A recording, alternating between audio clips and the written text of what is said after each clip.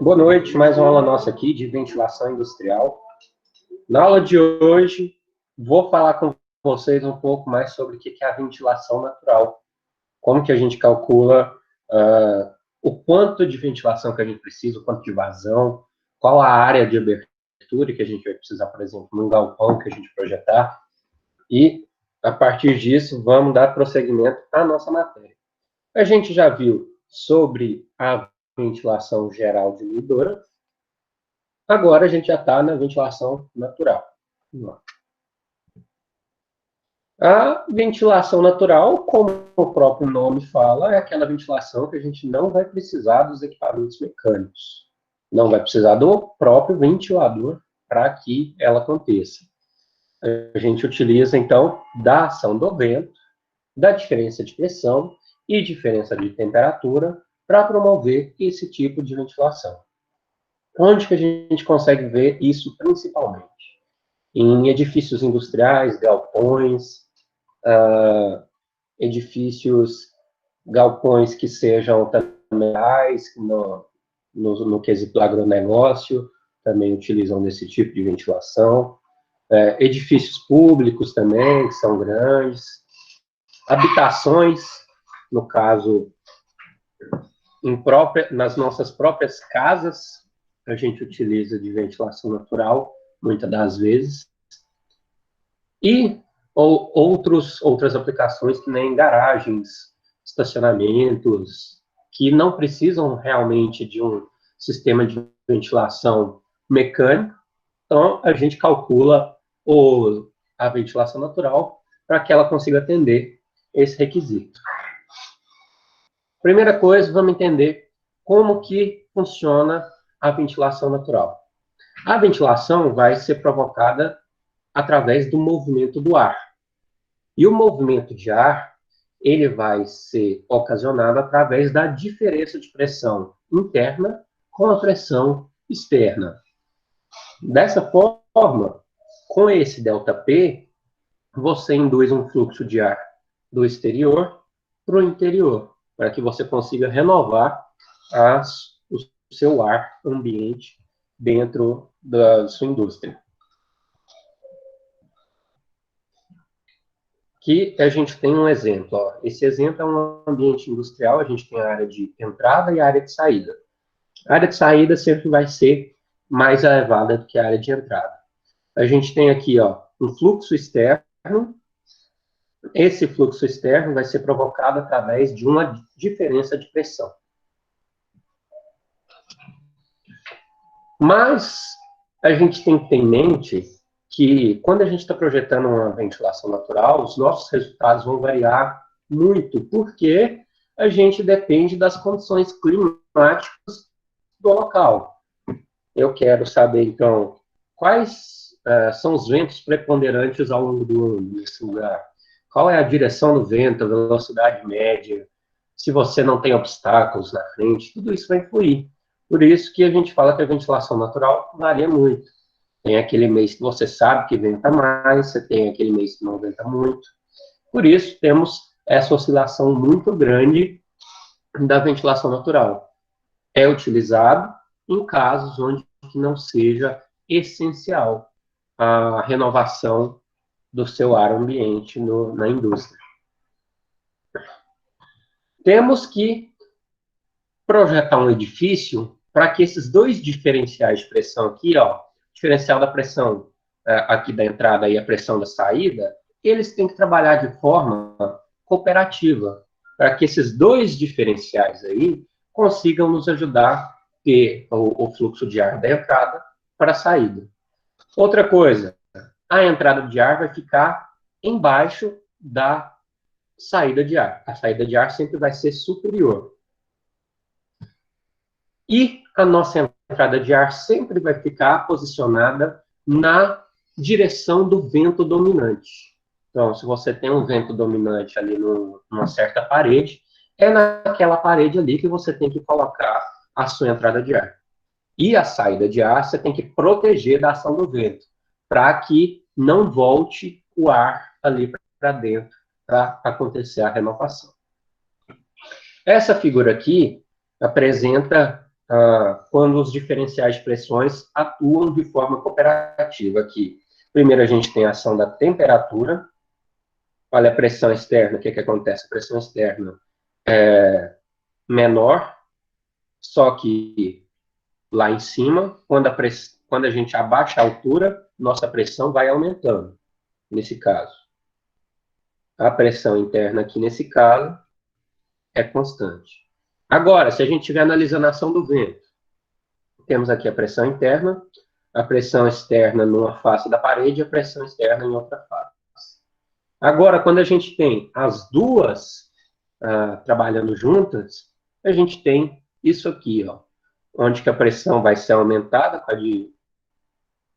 com a diminuição da altura e a pressão interna da mesma forma, para que a gente facilite o fluxo entrar e sair de dentro da nossa indústria. Agora vamos analisar o que é importante para a gente. O que é mais importante é a ação do vento, já que é natural. Temos aqui algumas características que são importantes para a gente analisar. A velocidade média do vento. Isso você consegue lá em dados climáticos da região. Se você vê que tem mais vento em uma região ou em outra, você faz uma média daquilo. E isso vai nos dar uma medida da intensidade do vento naquele local. Outra coisa importante é a direção predominante do vento. Quer dizer, onde que esse vento vai incidir em relação ali ao nosso edifício? Isso é totalmente importante porque temos que colocar as nossas entradas de ar naquela direção. Outra coisa é a interferência local no vento com a proximidade de obstáculos em volta. Se eu tiver, por exemplo, uma casa sendo projetada no meio de 3 edifícios, tampando a casa inteira, você não vai conseguir ter uma ventilação adequada nessa casa, porque você tem obstáculos em volta. Isso serve também para muitos prédios que são projetados juntos. Se você tem mais de um prédio bem alto que é projetado um do lado do outro, quando a gente vai em maiores capitais que tem esses conglomerados de arranha-céus, vocês vão ver que não existe isso da ventilação natural nesses prédios. Porque a ventilação aí vai ser totalmente prejudicada por esses obstáculos. Por isso a gente utiliza uma ventilação forçada nesses locais. Outra coisa é que quando a gente vai dimensionar um sistema, sugere a gente dimensionar com uma velocidade 50% maior, igual, ou, quer dizer, uma velocidade 50% menor que a velocidade média do vento, para você considerar aquela condição mais adversa possível, onde que tem quase nenhum vento no local. Vamos aqui entender alguns coeficientes, algumas constantes que a gente vai utilizar no nosso cálculo e nosso dimensionamento da ventilação natural. O primeiro deles é o coeficiente de pressão. O coeficiente de pressão, ele se relaciona com a orientação que o vento bate na superfície que ele está incidindo. Então, se o seu vento está incidindo numa parede, ele vai ter um coeficiente de pressão a partir daquela geometria da parede e da incidência do vento. Agora, se o vento, por um acaso, bate em outra angulação, vai ter outro coeficiente de pressão. Para a gente determinar isso, a gente considera uma partícula que está sob a incidência do fluxo de ar. A partir disso, vamos determinar aqui com a pressão efetiva na superfície, a velocidade do vento que seja tangente a essa superfície e também a velocidade distante, a velocidade do fluxo de ar em si. Se o vento ali está a 3 metros por segundo, então a gente considera esse 3 metros por segundo. Depois a gente calcula qual que é a velocidade tangente e essa pressão aqui também. O ρ do ar é a massa específica do ar. Através disso, fazendo aqui o equilíbrio de forças e também somatório de massas, a gente consegue encontrar essa equação, onde que o VJ é a nossa velocidade tangente, o V infinito é a velocidade do fluxo de ar. Com isso, a gente isola aqui o nosso PJ. Com o PJ, isolado, depois a gente vai conseguir calcular qual que é o coeficiente de pressão para algumas condições. Por exemplo, quando a velocidade tangente ali é zero, se vocês lembram bem, vocês tiveram aula comigo sobre dinâmica veicular, onde que eu falava da pressão dinâmica. Pressão dinâmica é aquela que é medida quando a gente tem um obstáculo ali e a velocidade cai para zero, naquele ponto. É mais ou menos isso. Ó. Quando a velocidade cai para zero, quando tem um obstáculo, nosso coeficiente de pressão é 1. Quando nossa velocidade não tem obstáculo, ela é praticamente a mesma da velocidade do fluxo de ar, nosso coeficiente de pressão é zero. Agora, quando nossa velocidade é aumentada ainda da velocidade do fluxo de ar, nosso coeficiente de pressão vai ser menor que zero. Agora, a gente tem aqui um desenho esquemático de um edifício que tem alguns coeficientes de pressão que são predominantes, que são típicos nos edifícios. Por exemplo, temos aqui a entrada de ar, saída de ar na parte de cima. Na entrada de ar aqui, nós temos um coeficiente de pressão positivo, temos uma barreira aqui. No CP2 aqui, a gente tem negativo, e no CP3 também negativo. Duas saídas de ar. Uma entrada de ar positivo e duas saídas de ar negativo. Outra coisa que a gente tem que ter em mente é que eu consigo determinar o diferencial de pressão numa entrada de ar. Por exemplo, se isso aqui é uma janela, gente, considerando que isso aqui é uma janela, e essa aqui é a mesma abertura, eu consigo ver qual que é a pressão externa menos a pressão interna. E isso vai ser o meu ΔP dessa entrada de ar. Com o ΔP determinado ali da entrada de ar, da entrada e da saída, então, determinei o ΔP daqui, determinei o ΔP daqui, determinei o ΔP daqui, eu consigo determinar qual é o fluxo de ar que vai ter naquele local. A vazão de ar, metros cúbicos por segundo, ou seja, um volume de ar que entra a cada tempo ali. Vou levar em consideração coeficiente de vazão, referido à área frontal da abertura. Isso tem a ver com a área de abertura, se for janela, se for uma veneziana, se for de área circular, se for de área retangular. Então, esse aqui é um coeficiente que a gente pega de uma tabela. Se ela está bloqueada ou se não está bloqueada, tudo isso influi. A é a nossa área frontal da abertura, então o tamanho da abertura aqui vai influenciar. ΔP é o nosso diferencial de pressão naquela abertura, foi aquilo que a gente calculou ali atrás, e o ρ é nossa massa específica.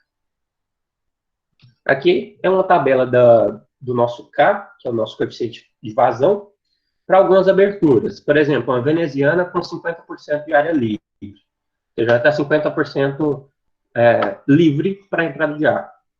No caso aqui é um 0,4. Agora, se for uma abertura basculante com chapa 60 graus, 0,58. Uma abertura com borda viva, 0,62. Uma abertura com borda arredondada, 0,85. Vejam aqui a diferença, só de borda viva para borda arredondada. É aquilo que eu falei. Quando a gente tem uma borda viva, a velocidade tende a cair a zero naquele ponto. Por isso que o nosso K é menor. E o K vai ser maior quando as bordas são arredondadas, tem menos interferência no fluxo de ar.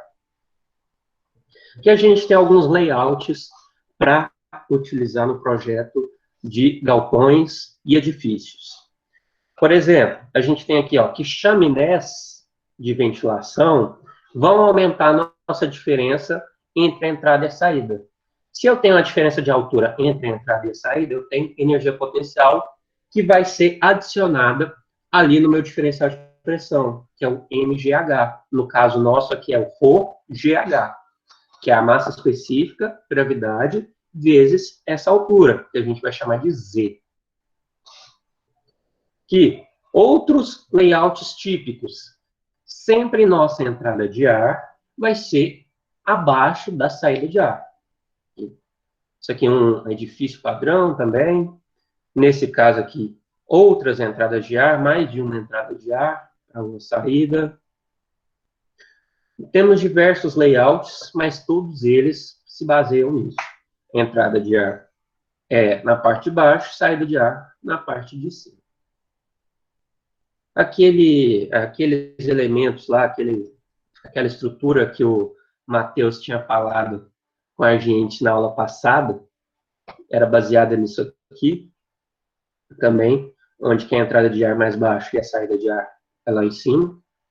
Quando você vê isso aqui em galpões, essa saída de ar é por conta disso. Agora, vamos para o nosso cálculo. Qual que é o nosso passo a passo, nosso algoritmo para calcular isso? Já digo para vocês, é grande, são muitas equações, muitas coisas a serem consideradas. Vocês vão ver que o exercício que eu vou resolver com vocês demorou uns 35 minutos, quase 40 minutos, para eu resolver ele. Ó, primeira coisa é a gente vai estabelecer nossas hipóteses simplificativas no nosso galpão, no nosso edifício, e demarcar as cotas de tudo. Por exemplo, eu sei qual que é o tamanho da abertura, o tamanho do galpão, eu sei qual que vai ser a altura da entrada de ar até a saída de ar, que vai ser esse Z. Vou medir algumas coisas, por exemplo, a velocidade média do ar, que a gente vai considerar. A partir disso, a gente vai ver outros parâmetros físicos. Por exemplo, qual que é a pressão do ar, temperatura externa, temperatura interna, o que a gente tem que chegar. Isso é a primeira coisa que a gente faz. Mede isso tudo para partir para as próximas partes. Aqui, ó, o nosso ρe e o ρi são a massa específica externa do ar, porque aqui na parte externa está numa pressão e temperatura diferente, e o ρi é da parte interna, porque está numa temperatura diferente aqui dentro também. A nossa pressão P0 é a nossa pressão efetiva aqui no nível de referência, que a gente chama o nível da entrada de ar. Aqui, ó. Se essa é a minha entrada de ar, o meu nível de referência é aqui. Aqui a altura é 0.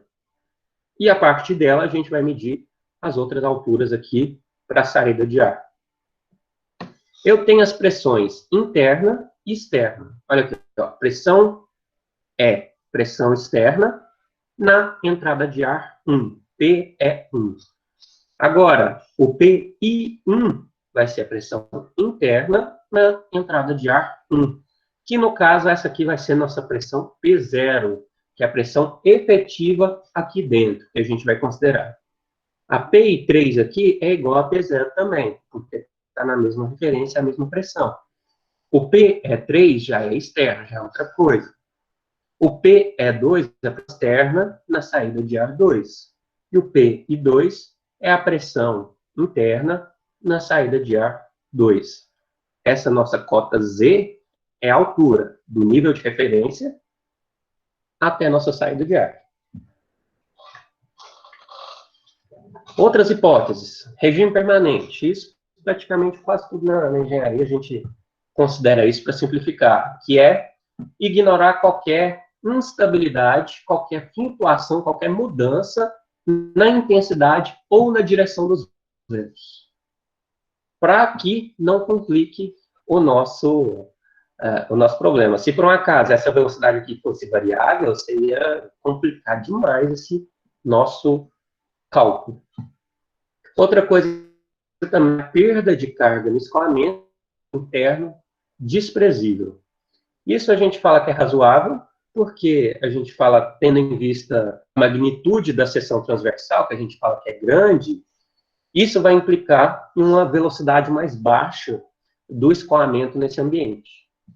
Isso a gente desconsidera a perda de carga ali. Agora vamos para o passo a passo. O que a gente sabe? Qual que é a intensidade de direção do vento, a temperatura externa e interna, a pressão externa do ar, a massa específica, porque todas essas condições aqui, a gente vai lá na tabela termodinâmica, acha qual que é a massa específica do ar. Também sabemos qual que é a temperatura do ar interno e a carga térmica sensível do ambiente. O que é carga térmica, gente? Vocês calcularam isso lá em refrigeração. É todo o calor que está sendo produzido dentro do seu edifício, e esse calor a gente vai ter que retirar ele através da ventilação quando é para conforto, né, no caso. Então, primeiro passo, se a gente não conhecer qual que é a temperatura média que seja interna, para calcular a nossa massa específica interna, a gente tem que estimar. Depois disso, a gente vai calcular quais são as pressões externas. A pressão externa na abertura 1, na 2, na 3, no quanto que tiver. Primeiro, a gente calcula do nível de referência, P é a PI1, aqui que é o P0, e depois a gente calcula as outras. Essa fórmula aqui, ó, das internas, das pressões internas, diz alguma coisa para a gente. Olha, se no caso eu estiver no nível de referência, gente, se eu estiver aqui, ó, no nível de referência, o Z é zero. Se o Z for zero, toda essa parte aqui da equação vai embora. Quer dizer que nossa pressão interna no ponto 1 vai ser igual ao P0, que nem eu já tinha falado. Mas caso a nossa pressão seja aquela lá em cima da saída de ar, você vai ter um Z. Por isso, você vai aumentar o diferencial de pressão. Quanto maior o Z, maior o diferencial de pressão. Depois disso, a gente vai calcular qual que é a diferença de pressão das pressões interna e externa. Vamos calcular qual que é a pressão lá de referência pela equação da continuidade lá da termodinâmica. Então, os fluxos de massa ali, a mesma massa que entra é a massa que sai. Somatório das massas é igual a zero. N é o nosso número total de aberturas. Então, se tiver 3 aberturas de entrada e 4 de saída, a gente tem 7 aberturas aí que a gente tem que calcular. Mas, no caso, a gente sempre considera algo mais simples. Uma de entrada, ou 2 de entrada, 2 de saída, eu acho que já é tranquilo. E, a partir disso, a gente calcula o ΔP. Essa equação aqui, ó, inteira, ela vai servir para a gente apenas para a gente determinar o que é esse ΔP, para depois achar o P0. Beleza.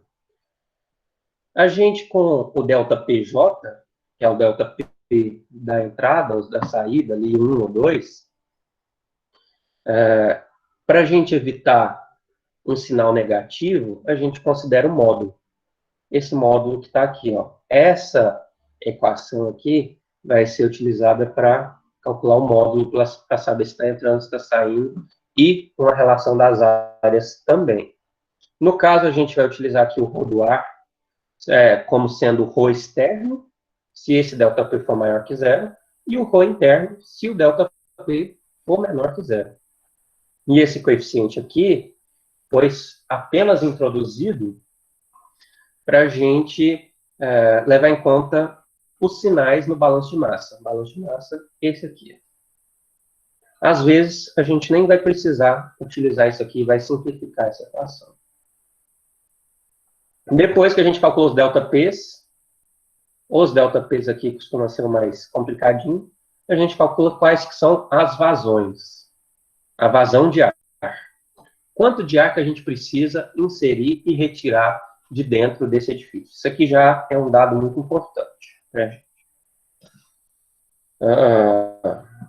E no caso da gente ter estimado a temperatura interna, a gente tem que verificar o ΔT resultante para ver se ele confere. Se ele conferir com a equação, então ok. Se não conferir, a gente tem que repetir tudo de novo, até achar um valor de estimado ali de temperatura interna que bata com o nosso exercício.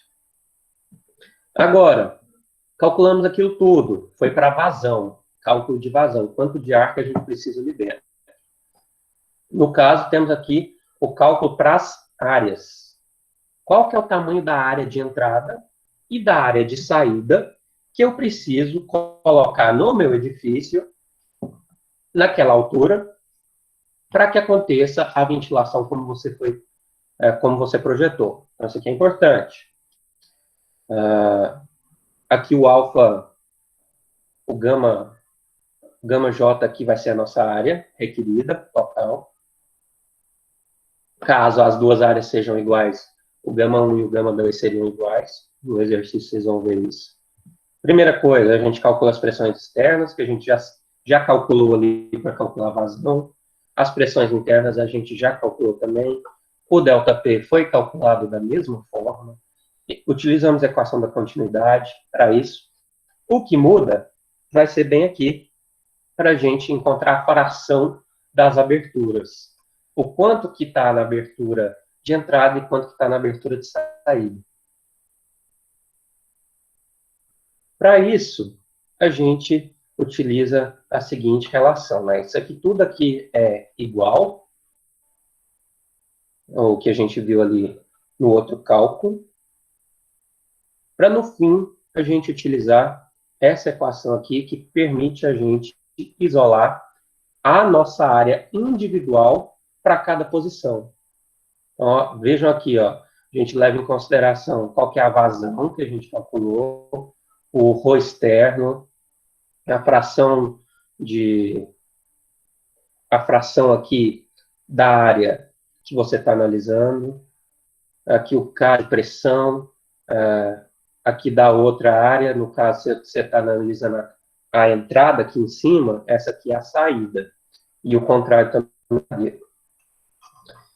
No caso, se forem iguais, a gente elimina muita coisa. A gente corta isso, isso aqui pode ser 1, se for um coeficiente que a gente considere 1, né? Vamos lá. Agora vamos para as recomendações para a gente fazer um bom projeto. Primeira coisa, a gente evita pavilhões com grandes vãos entre as paredes, que vai ter a abertura da entrada de ar. Porque, nesse caso, quando a gente tem uns grandes vãos, grandes espaços, a ventilação na região central vai ser prejudicada, porque está muito longe. Se está muito longe, isso vai nos prejudicar. Por isso, a gente tenta deixar um pouquinho mais perto uma da outra. Outra coisa, a gente maximiza, eleva ao máximo a distância vertical entre a entrada e a saída. Porque quanto maior a altura, mais vai ser a diferença de pressão e temperatura. Outra coisa, a gente sempre vai orientar o nosso edifício de maneira mais conveniente, para que a gente consiga otimizar os ventos que estão ali presentes.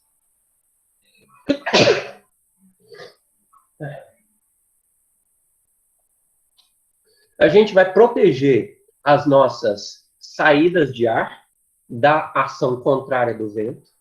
Quer dizer, eu não quero que o vento volte onde que era para ele sair. Sempre coloca um bloqueio ali para que aconteça essa proteção. E também que a gente recomenda que a área de entrada, nosso AE de entrada, seja mais ou menos o dobro da área de saída. Porque nessa condição, se ela for o dobro, a gente aumenta a nossa vazão em 25%. Então vejam que é uma proporção de 1 para 2. Quando eu aumento aqui, ó, de 2 para 1, quando eu aumento 2 vezes a minha entrada, aumenta 25% aqui no caso da vazão. Beleza. Esse procedimento aqui vai ser bom para a gente até naqueles dias mais desfavoráveis, quando uma parte da abertura pode estar com a depressão, ou seja, contrário. E a partir daquilo, isso vai nos ajudar. Aqui a relação das áreas, olha o aumento de vazão, o que acontece? Quando a gente tem uma relação da área de entrada com a área de saída na casa de 2 aqui, ó, a gente tem aqueles 25%. Mas no caso, quando a gente coloca 3, não é linear mais. É linear até aqui o 2, mais ou menos. Depois disso, não é linear mais, a gente perde esse efeito. Por exemplo, se você utilizar uma área de entrada 5 vezes maior ou uma área de entrada 15 vezes maior, você não vai ter diferença na vazão, porque fica estável. Aqui um exemplo do que a gente faz, nossa área de entrada, no caso, embaixo, as saídas em cima, e se a gente tiver uma cabine de pintura, a gente não vai utilizar isso com a ventilação natural, na maioria das vezes, por isso a gente isola ela bem lá no centro, onde tem menos ventilação, para que você utilize da ventilação forçada aqui com a sua cabine de pintura. Então vamos fazer o exercício. O pavilhão industrial esquematizado a seguir deve ser ventilado através de aberturas localizadas nos níveis 1 e 2. Então, esse é o pavilhão. Tem entrada de ar aqui, saída de ar. Com coeficiente de pressão igual a 0,5 e menos 0,7. Então, esse é o coeficiente 0,5, esse é o menos 0,7. Os coeficientes de vazão das áreas frontais são iguais a 0,6. Coeficiente de vazão a gente vai utilizar lá praticamente na última equação, 0,6. Guardem esses valores. Todos os valores que eu vou utilizar lá estão aqui no exercício. A velocidade do vento incidindo perpendicularmente à parede é de 3 metros por segundo. Então, aquele V infinito, esse aqui, ó, é 3 metros por segundo. A área é coberta com telhas de fibrocimento de 8 milímetros de espessura, é de 1.500 metros quadrados. Então, eu tenho um telhado de 1.500 metros quadrados, cada telha tem 0,8 milímetros, quer dizer, 8 milímetros. A gente vai ter que calcular a transmissão de calor do sol para esse telhado. O coeficiente de condutibilidade térmica dessa telha é de 0,4 watts por metro vezes Kelvin. E o coeficiente de absortividade para a radiação solar é de 0,8. A gente usa isso aqui para calcular a insolação. O coeficiente combinado de troca de calor para a parede externa é de 25 watts. A gente viu isso lá em refrigeração também. E para as paredes internas é de 6 watts. A gente viu que para cada parede tem um coeficiente diferente. A radiação solar incidente sobre o telhado é de 800 watts por metro quadrado. Então, aqui, ó, o sol está fornecendo para a gente 800 watts a cada metro quadrado do telhado. Então, se a gente tem aqui os 1.500 metros do telhado, temos uma quantidade a ser calculada. O calor gerado no interior do pavilhão, esse aqui é o nosso calor sensível gerado dentro do pavilhão, é de 300 kW. 300 kW é todo o calor da carga térmica ali dentro dessa indústria. As condições do ar atmosférico são de 101,3 kPa, pressão atmosférica de 1 atm, 30 graus Celsius de temperatura de bulbo seco e 60% de umidade relativa. Caso aqui, ó, considerando a temperatura interna não deve ultrapassar 40 graus, determine qual que são as áreas de abertura de ventilação. E no caso aqui, ó, tá falando umidade, mas eu não quero umidade não, quero a vazão. A vazão de ar e quais são as áreas de abertura que é o mais interessante para a gente. Quais são os dados que a gente precisa? Qual que é a temperatura interna máxima? 40 graus Celsius. Qual que é a temperatura externa máxima que a gente mediu? 30 graus. A pressão atmosférica é 101,3. Nosso Z aqui, que é essa diferença de altura, é 8 metros. Quais são as equações que a gente vai precisar utilizar? Aqui vai ser o PV igual a MRT, que no caso aqui eu estou utilizando a massa específica, então fica P igual a ρRT. Isso aqui é o nosso fluxo de calor, que é o calor externo mais o calor interno. Isso aqui é a nossa vazão de ar, que a gente precisa calcular. Isso aqui é o que? O nosso fluxo de calor, que leva em consideração o nosso coeficiente de transmissão global. A gente viu isso aqui lá em refrigeração, e como que calcula esse U. A gente vai ter que calcular esse U para o telhado. A temperatura equivalente do telhado, porque está levando em consideração aqui o sol, a presença do sol. A gente utilizar ela. Isso aqui é para a gente calcular as diferenças de pressão, e essa aqui para a gente calcular as nossas áreas. Beleza, vamos lá. Vou passar para vocês o exercício. Deixa eu ver aqui se tem pergunta. Pilar, viga e telha. Ah, nesse caso aí, nosso nosso ambiente já não vai ter esse projeto de ventilação, porque a gente não vai ter um diferencial de pressão sendo gerado por isso. E nesse caso aí você vai ter entrada de ar por todas as direções e saída de ar por todas as direções também. É um projeto que você não vai fazer nesse caso, né? O nível de referência sempre vai ser aquele nível mais baixo da entrada de ar. Esse é o seu nível de referência. Porque é a partir dali que é importante. Depois dele não é mais importante a gente saber outro nível.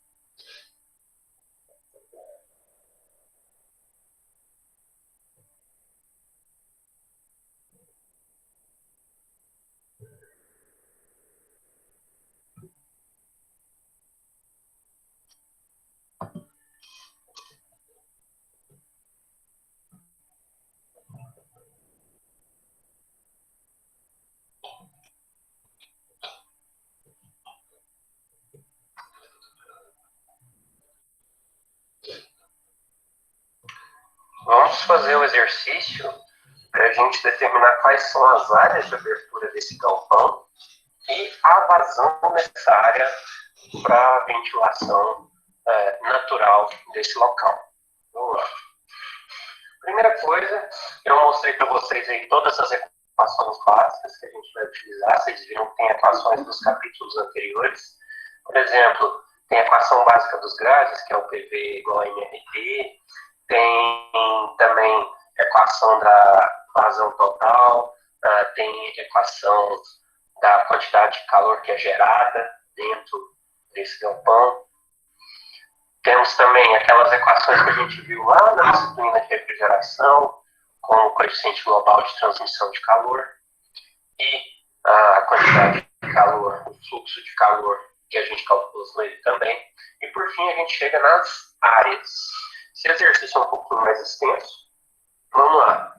A gente tem que considerar inicialmente nesse exercício, calcular qual que vai ser o nosso fluxo de calor que tem aqui dentro.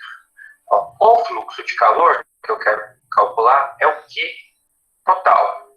Esse Q total vai ser uma soma de dois fatores.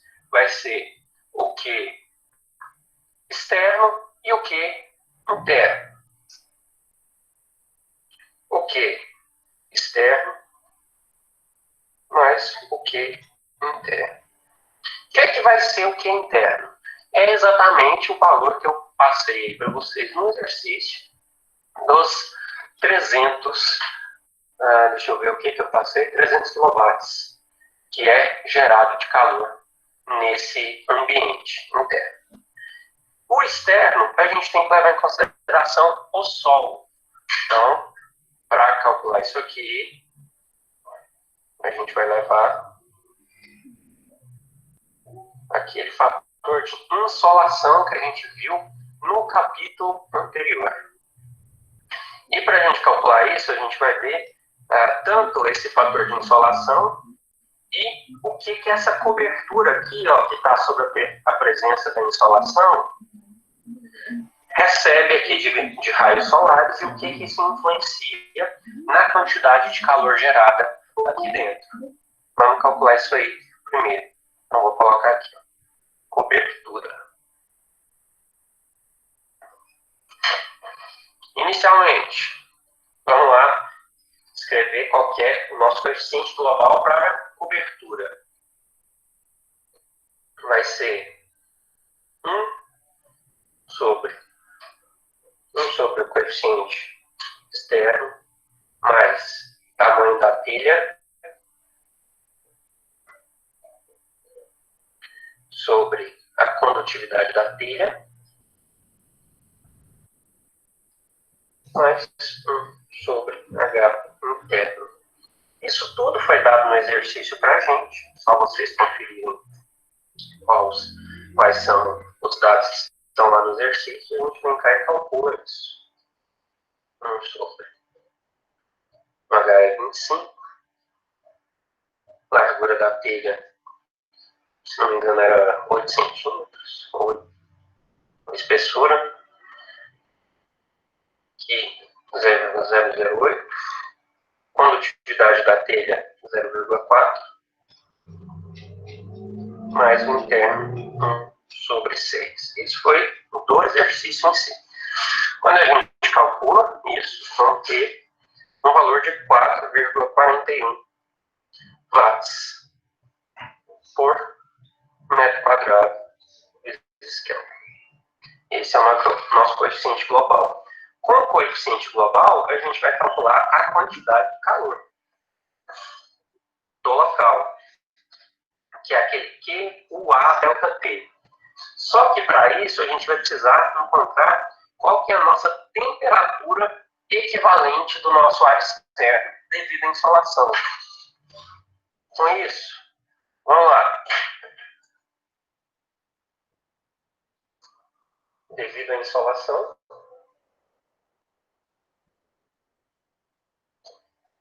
vamos calcular uma temperatura equivalente. E foi dado também no exercício qual que era o fator de insolação para a gente utilizar na equação.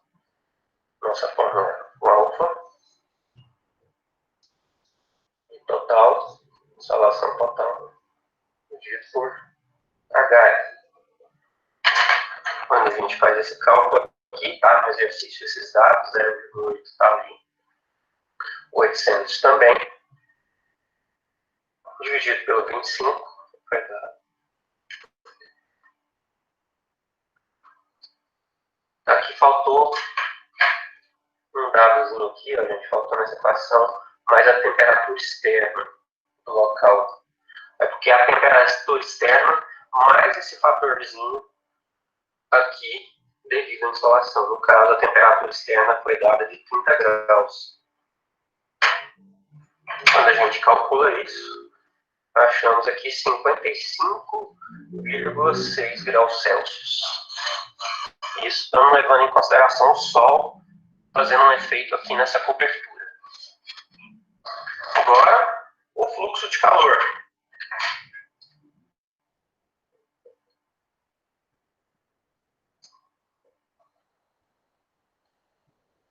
Na cobertura. A gente descobriu aqui, ó, qual que é o coeficiente global de transmissão, descobrimos qual que é a temperatura equivalente, agora vamos ver quanto de calor que realmente está passando aqui na cobertura.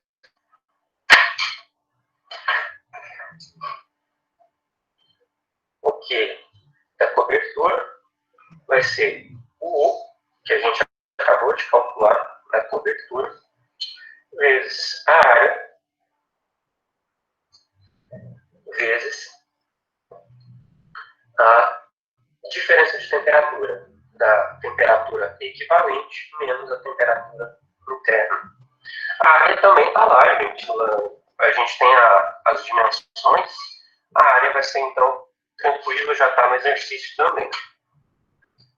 Nosso, que a gente calculou, 4,41. A área já está lá 1.500 metros quadrados, vezes a diferença de temperatura, 55,6 menos 40 graus interno. Aqui você pode utilizar em Kelvin ou em Celsius, porque a diferença de temperatura nos dois é exatamente a mesma. Quando a gente calcula isso, vamos achar 103,194 watts. Então, isso aqui é devido à cobertura e o Sol fazendo a influência. Achamos essa parte, vamos calcular o total. Vamos calcular exatamente essa fórmula aqui.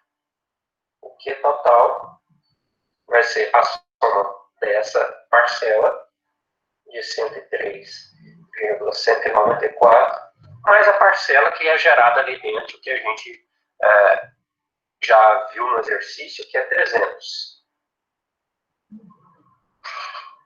Fazendo essa soma, a gente acha o 403,194.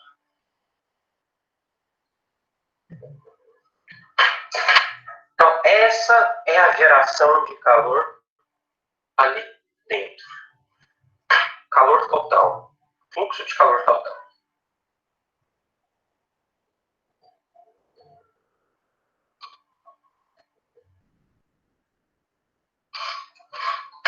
Com isso, a gente vai encontrar qual é a razão necessária que a gente precisa para retirar esse calor.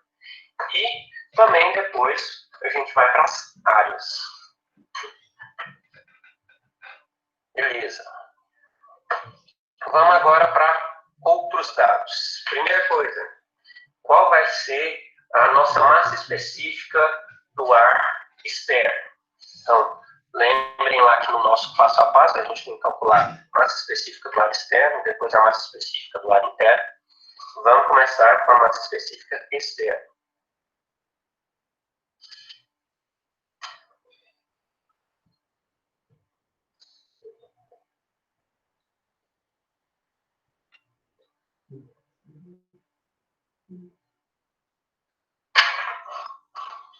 Qual fórmula que a gente utiliza? PV igual a MRT. Mas, só que no caso, eu estou utilizando a massa específica. Aí eu vou simplificar como P igual por RT. Mas é a mesma fórmula.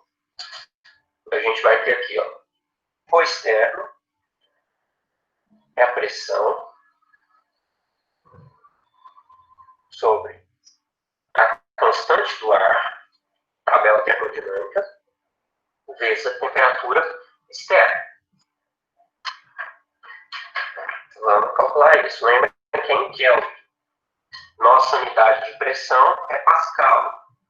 Qual a pressão atmosférica? 101.300 Pascal. Isso dividido pelo EA 287, está lá na tabela termodinâmica, vezes a temperatura. A temperatura externa foi dada para a gente que era 30, mas só que é em Kelvin. Então vai ser 30 mais 273 para fazer a transformação. Fazendo essa conta aí, a gente acha uma massa específica de 1,16 kg por metro cúbico. Isso do ar que está entrando, do ar externo. Aqui, ó, esse ar externo tem essa característica que a gente acabou de achar. Agora vamos entender qual que é a vazão necessária para entrar aqui dentro e retirar esse calor. Com esses dados.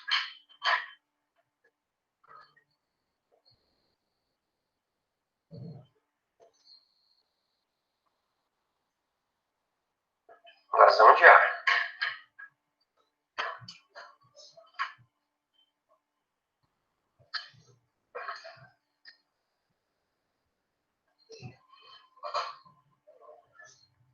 Esse aqui é o nosso QE, que a gente está calculando.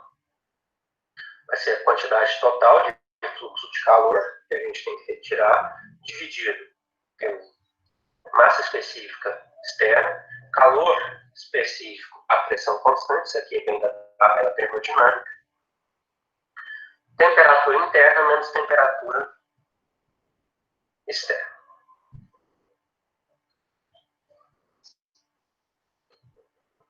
Vamos substituir o que a gente já tem, calculamos isso aqui na fase anterior, 403,194.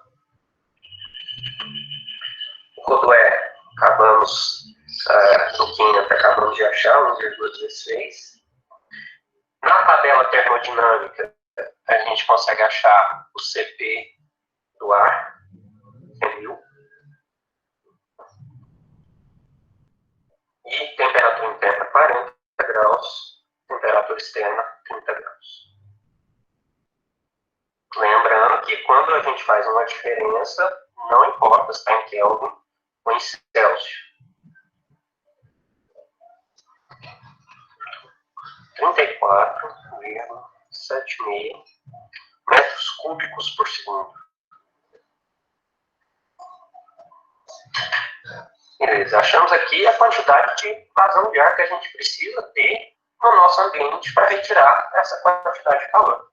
Para você sair, né, de uma temperatura de 40 a 30 graus, que é o nosso ΔT. Agora, a gente vai calcular quais são as pressões internas e as pressões externas em cada uma das aberturas. Então, lembrem que a gente tem uma pressão externa aqui em 1 e uma pressão interna em 1. Temos uma pressão interna em 2 e uma pressão externa em 2. Vamos calcular essas pressões de acordo com o nosso passo a passo para encontrar as nossas áreas. Vamos lá. Primeira coisa, pressões externas.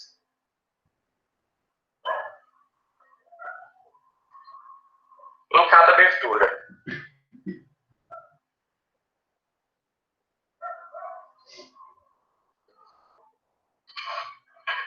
Então, eu tenho a pressão externa 1 e pressão externa 2. Vou escrever aqui a fórmula da pressão externa 1. Vai ser CP1, aqui no nosso curso de pressão 1, que está no exercício, 1 sobre 2. Velocidade do ar, que também está no exercício, ao quadrado, vezes o ρ externo, também calculamos. Quando a gente faz isso aí, ó, vamos lá. Do exercício, temos aqui o CP1, que é 0,5. 1,5 vezes a velocidade, que é 3 metros por segundo ao quadrado, vezes o ρ do E, que a gente achou, 1,16. A gente encontra aqui uma pressão de 2,61 Pascal. Pressão externa 1, achamos.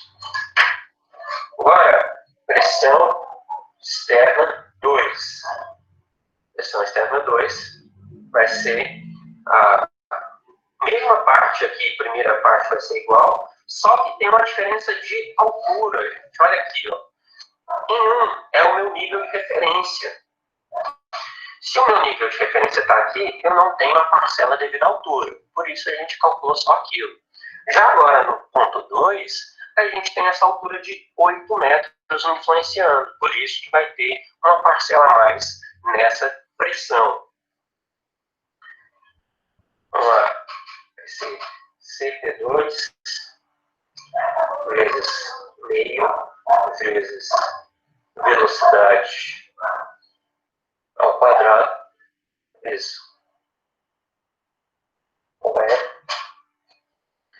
agora menos, porque a nossa vai ter um diferencial de pressão, né? Um menos a outra. Ou é G vezes Z.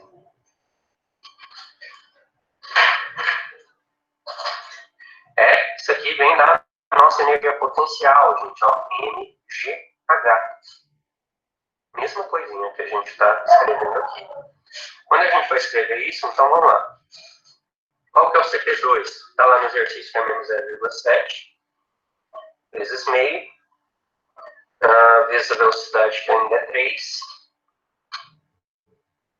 vezes o ρ do E, que é 1,16, menos ρ do E, que é 1,16, vezes gravidade, que é 9,8, vezes a nossa altura, que é 8. Então, calculando P é 2, aqui a pressão externa em 2, a gente acha o valor de menos 94,7 Pascal. Vejam aqui, ó, a nossa altura influencia diretamente nesse diferencial de pressão. Quanto mais alto for, mais diferencial de pressão você vai ter. Vamos, então, para a próxima parte do exercício. Vou colocar aqui de lado. Caso a gente precise de outra informação, eu pego a folha aqui.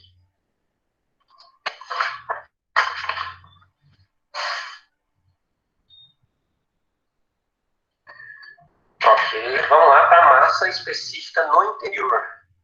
A gente calcular a massa específica aqui no exterior, vamos para a massa específica no interior.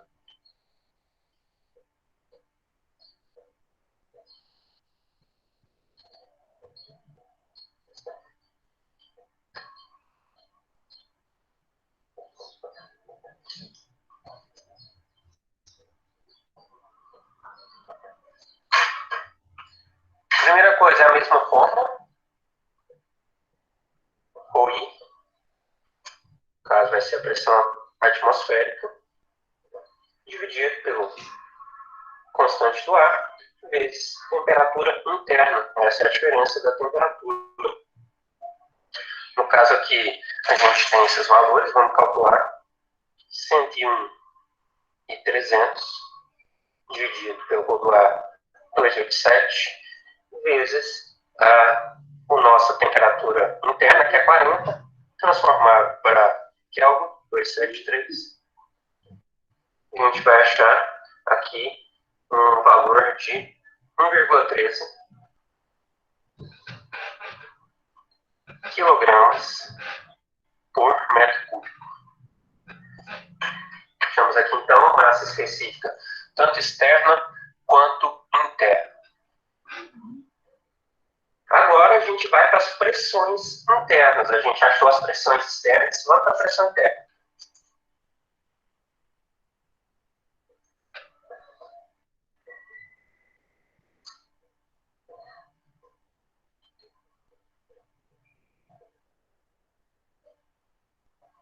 Então, pressão interna em cada abertura.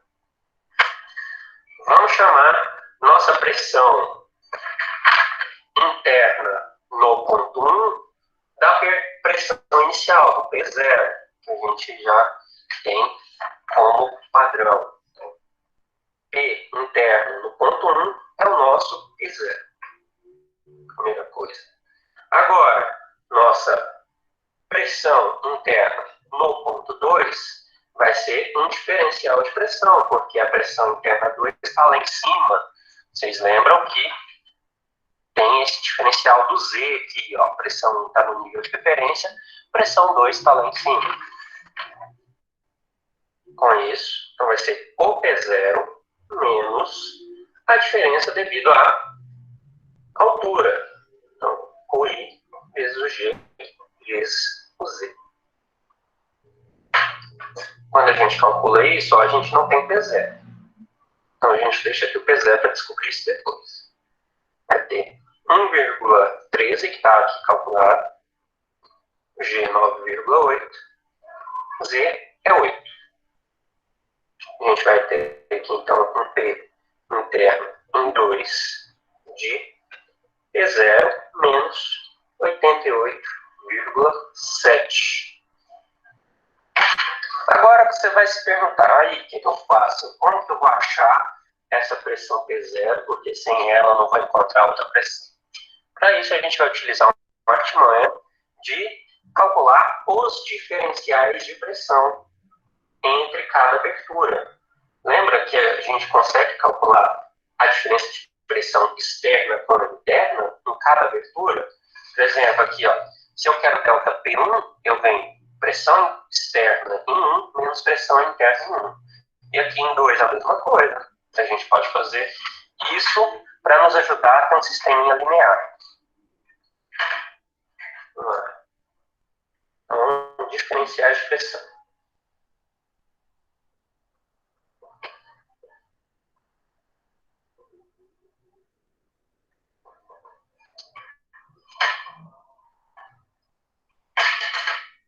O delta P1, lá do ponto 1, vai ser a pressão externa 1 menos pressão interna 1. No caso, a gente calculou o que era a pressão externa. Olha aqui ela calculando 2,61. 2,61 menos pressão interna que a gente não sabe, que é P0.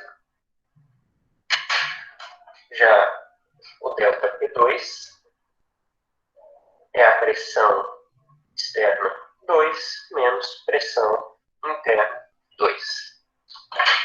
Pressão externa 2, o que a gente tem? Calculado aqui, ó, menos 94,7. Menos 94,7. E o que é o PI2? É o P0 menos, quer dizer, aqui a gente vai fazer menos P0 menos 88,7. Que no final das contas, quando a gente resolve essa equação, vai encontrar menos 6 menos P0. Essa é a equação que a gente encontrou para delta P2. Agora, a gente vai ter que calcular a nossa pressão interna no nível de referência, que é a pressão interna de 1, esse P0. O que eu vou fazer? Vou considerar uma simplificação para a gente fazer isso. Por quê? Se eu quero calcular o P0, que é no nível de referência, vou até escrever aqui, ó.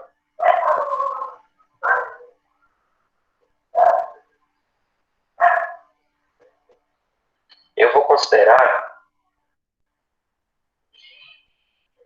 que o tamanho das minhas áreas 1 e 2 vão ser iguais. Então, vai ser a mesma área de abertura, a mesma área de saída de ar. Vou falar aqui, ó, minha área 1 vai ser igual ao tamanho da minha área 2, para simplificar algumas coisas para mim. Então, 1 e 2 iguais. Isso significa que eu estou considerando alfa 1 igual a alfa 2. São fatores da área. Outra coisa que eu também já posso fazer é que eu mostrei lá para vocês no passo a passo que o nosso delta PJ sobre o módulo de delta PJ vai ser desconsiderado, porque já que as áreas são iguais, isso aqui não vai ser necessário. Aí eu vou escrever aqui a equação para vocês. Novamente, a equação era a seguinte, a equação principal. Era somatório, J igual a 1 até N, KJ,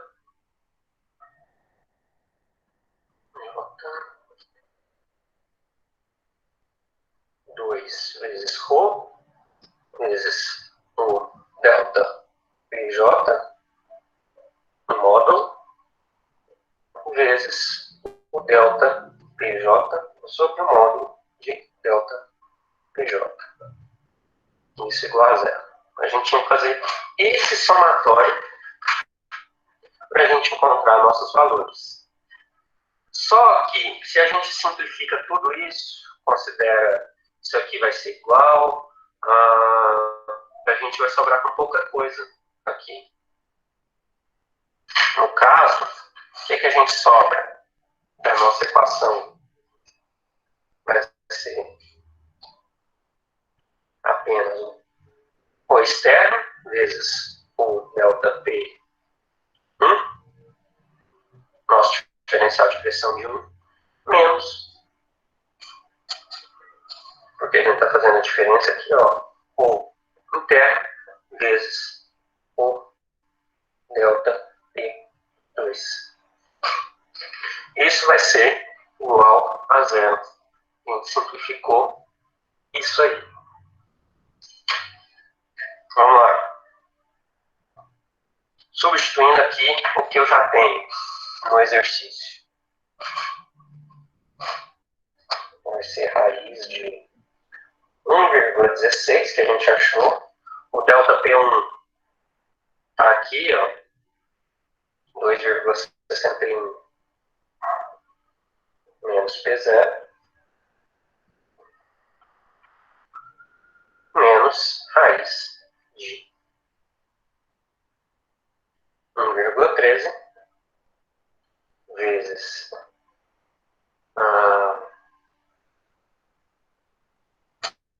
o módulo, já que eu quero um módulo de ΔP2, que a gente vai ter menos ou menos 6 menos P0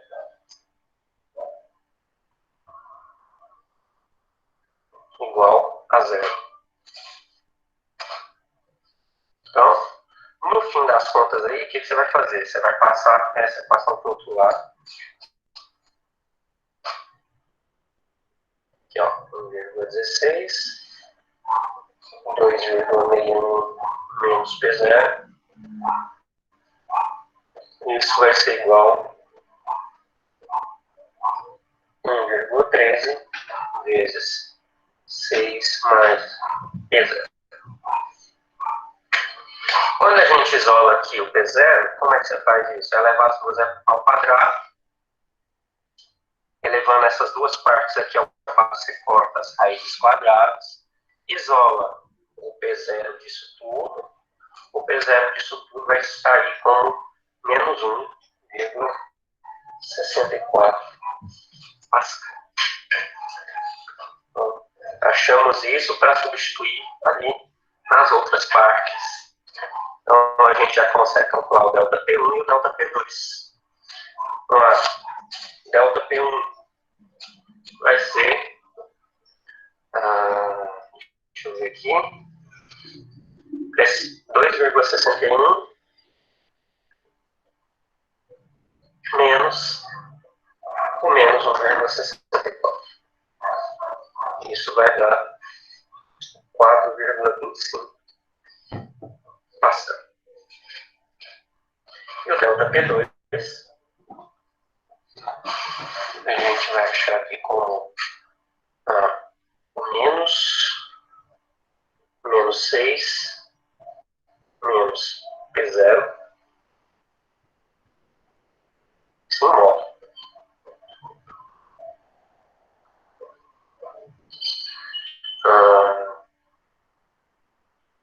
No caso vai ser 6 mais o P0. No final das contas, o P0 que a gente achou é menos 1,64. Isso vai dar 4,36 Pascal. Esse é o nosso diferencial de pressão. Por fim, agora é só calcular as áreas, já está no final.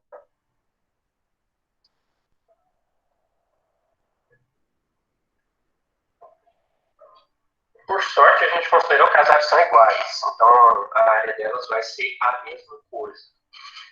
A área 1, que é igual à área 2, vai ser a nossa fórmula, 2 vezes QE, vezes OE, tudo dividido pelo K1, vezes,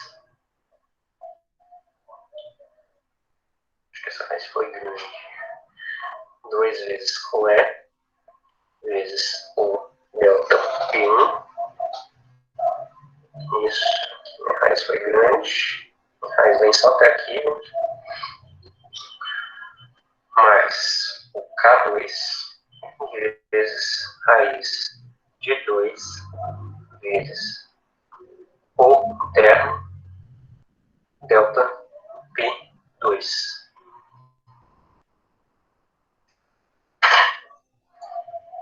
Então, área 1, que é igual à área 2, vamos substituir os nossos valores. No caso aqui vai ser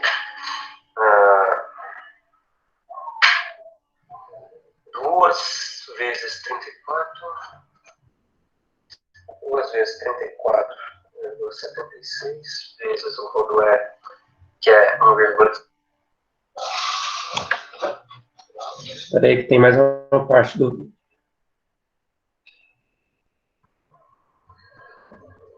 Tudo dividido pelo 0,6,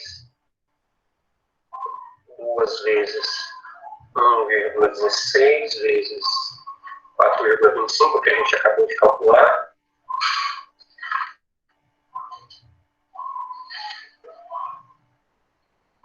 Depois disso, mais o K2, que é 0,6, vezes 1,13, vezes o 2, que eu pus aqui depois, né? Vezes 4,36. A gente vai achar um valor aqui de área de 21,41 metros quadrados. Então, isso aí tudo a gente fez para achar qual a área que a gente tinha que deixar de abertura para passagem de ar, nesse caso dessa indústria. Vocês vejam aí que não é um exercício tão pequeno, mas para a gente fazer um dimensionamento completo da nossa estrutura, tem que levar tudo isso aí em consideração. Vou deixar aqui, caso vocês precisem tirar um print do local, dar um pause aí.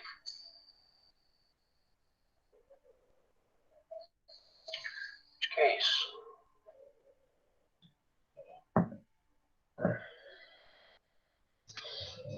Vocês viram que o exercício é grande, mas isso foi um dimensionamento completo, né, da ventilação natural de um edifício, por isso que foi grande. Vocês viram que a gente teve que determinar todas aquelas pressões que deu trabalho, as diferenças de pressões, para então calcular qual era a vazão de ar que a gente precisava ter e o tamanho de abertura das áreas de entrada de ar e saída de ar. No caso ali no final, as áreas eram iguais, mas se não fossem iguais, você tinha que calcular para a área de superior, para a área inferior, com aquela última fórmula que foi apresentada para vocês das áreas. Só que ela ia ficar um pouquinho maior.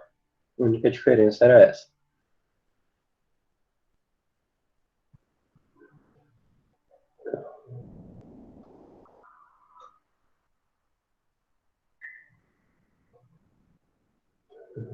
E aí, pessoal?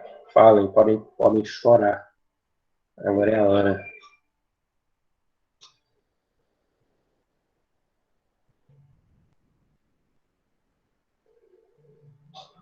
Bom, o choro é livre.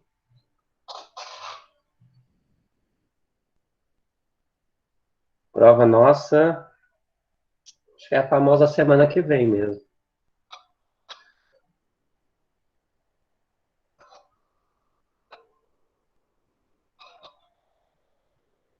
É grande, né? Então, bem grandinho.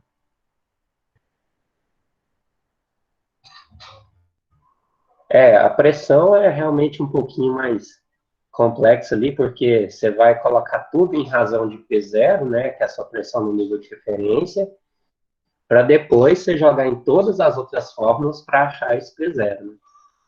Então, você utiliza as artimanhas para calcular aquilo.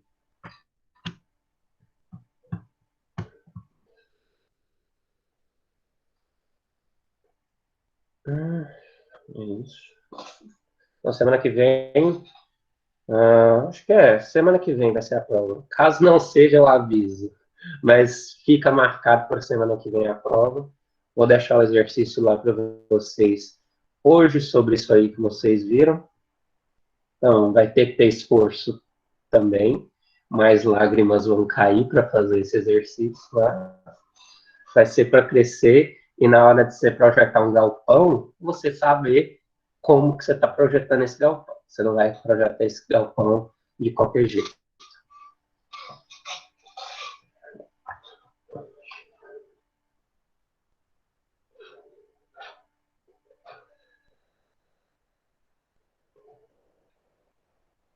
É isso, então. Dúvidas? Mais choro?